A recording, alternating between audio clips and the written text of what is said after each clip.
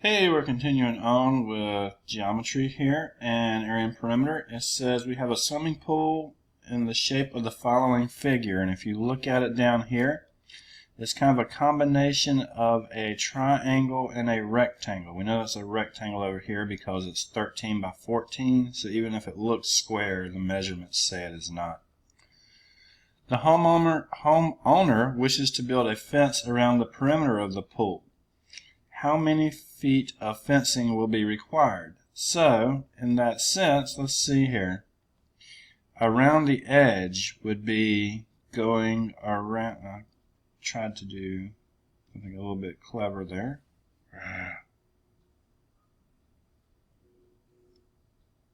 So sorry. Let's try again. So going around the edge would be these outsides. So let's see what we know there.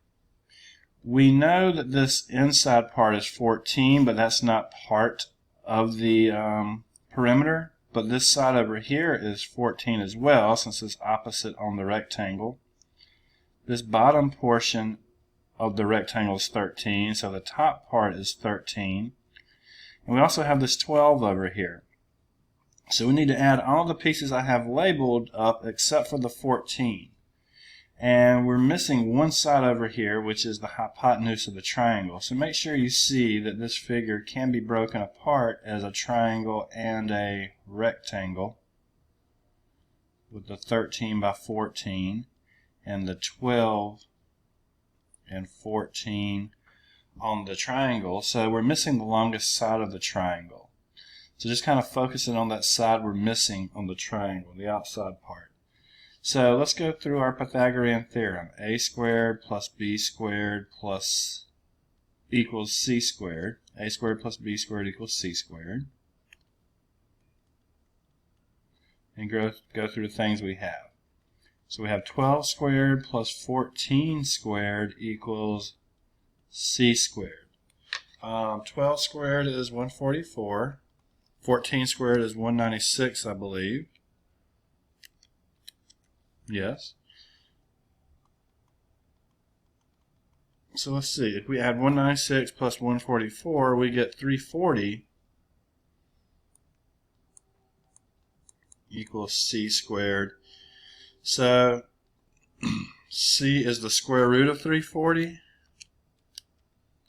And let's see up here. It says round your answer to the nearest hundredth. So I got 18.44.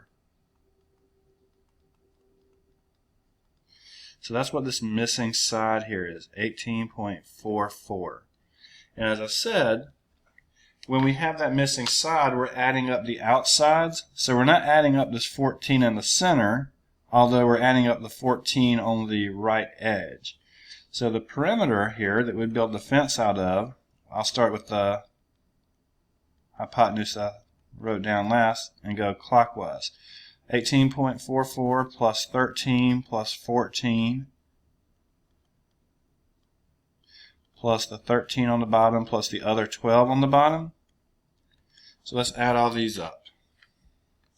18.44 plus 13 plus 14 plus 13 plus 12, and it looks like I'm getting 70.44, and this will be feet. So I did need that hypotenuse because it's an outer edge, and I did need to use the Pythagorean theorem to find it. Okay. So let's look at the next problem. Very similar, but it's asking us for something different. A swimming pool is made out of this shape down here. The homeowner wishes to create a canvas to cover the pool. So maybe it's getting wintertime, or maybe bad weather's coming. Storm, we don't want to have to clean out the pool, so we're going to put a tarp over the pool. It says how many square feet of canvas would be required.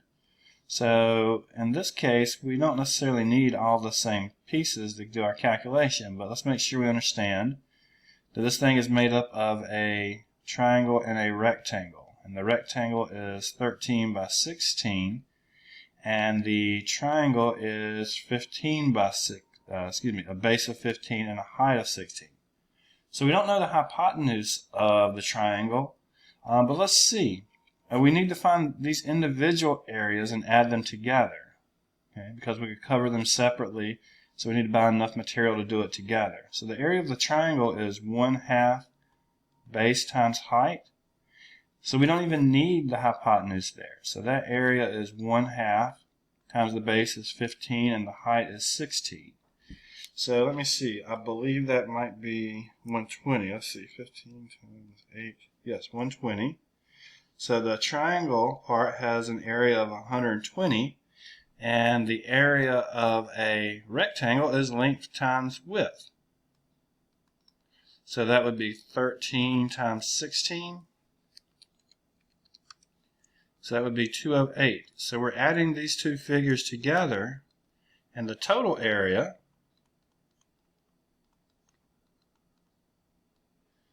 would be adding these two together, which should be 328 feet squared, 328 feet squared. So we had two figures that we should be somewhat familiar with, rectangle and triangle now. So we can find them separately and put them together. Okay, that works very nicely with area.